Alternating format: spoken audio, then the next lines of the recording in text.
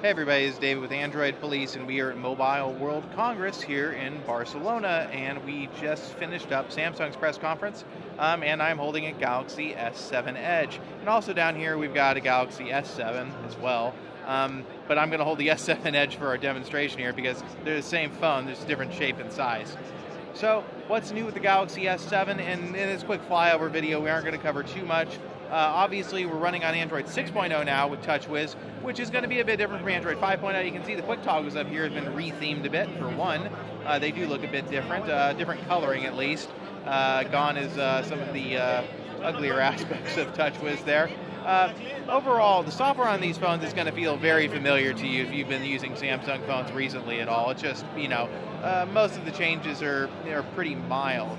So one of the things you can see here that Samsung kind of demoed during the presentation, the Edge display has had some functionality enhancements. Most of them come in the form of making it slightly wider. So now your Edge display is bigger. So you got the People Task and the News Edge too. And there are some other custom ones that I guess you'll probably be able to add at some point eventually. So that's the Edge display. And like I said, I'm holding the Edge version of the phone here, but it is very similar to the regular S7 aside from the screen size and the shape of the back a bit. Looking at the back of the phone, this is the kind of I guess it's black. I'm not sure what the Samsung calls the color. I wasn't paying super close attention to that part. The camera is all new. It's been rumored that this is the same sensor you'll find in the Nexus 6P with the extra large pixels in it that make it great at night. So Samsung was talking up that a lot.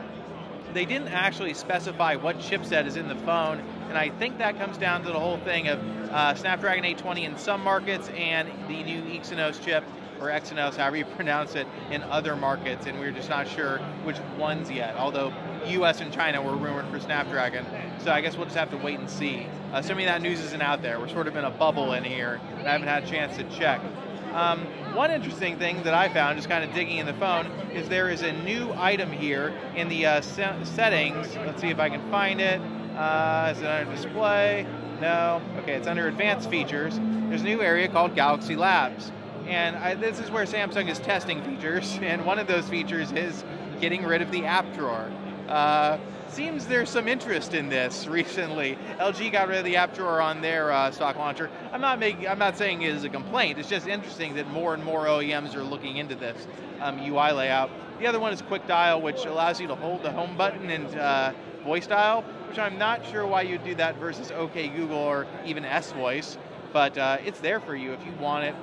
As far as features go, I'm really struggling at this point to find stuff that seems particularly new. There's probably some new stuff going on with the launcher. I think possibly this whole thing here is new, the screen grid layout, where you can adjust it to 4x4, 4x5, 5x5, but I'm not 100% sure on that. I don't recall seeing it on the S6 Edge Plus or Note 5. That's a handy thing to have, something you'd expect to find in a custom launcher as opposed to a stock one on a device. So that's definitely nice. You have Samsung's theming engine that's still in here that was introduced on the Galaxy S6. And what else? I mean, like I said, there's not, on the software feature side, there's not too much to differentiate these phones other than the fact that they have Marshmallow. On the hardware side, well, you've got a micro SD card that's going to go into the SIM slot, which is, where am I going to find that? Up here. So it'll be a dual purpose slot. You'll have your micro SD and your SIM card in there. I'm not aware if Samsung is enabling the adaptable storage. Apparently LG isn't on the G5, and so there's some concern that maybe Samsung isn't, but I haven't read about that, so I don't know. It's possible they are using it. I'm trying to think of anything else that really stands out about this phone. The batteries have been enlarged considerably. The S7 Edge, that I'm holding here has a 3,600 milliamp hour battery, which is indeed quite large. The smaller S7 down here has a 3,000 milliamp hour battery, which for a phone of this size is pretty reasonable. The other big feature Samsung touted was waterproofing has made a comeback, and the waterproofing is internal, so no more fiddly port cover. And speaking of the port, it's micro USB. So the Wall Street Journal and whoever else was saying that it's going to have a USB-C port was apparently wrong. It's possible Samsung, late in the design phase, decided to switch off the USB-C port and hold off until a later device. I'm just not sure. It's a bit of a shame they didn't go with it, but it's also easy to see why they might not when so many consumers may own micro USB chargers still, and USB-C's benefits without USB 3.0 still haven't really been realized on smartphones.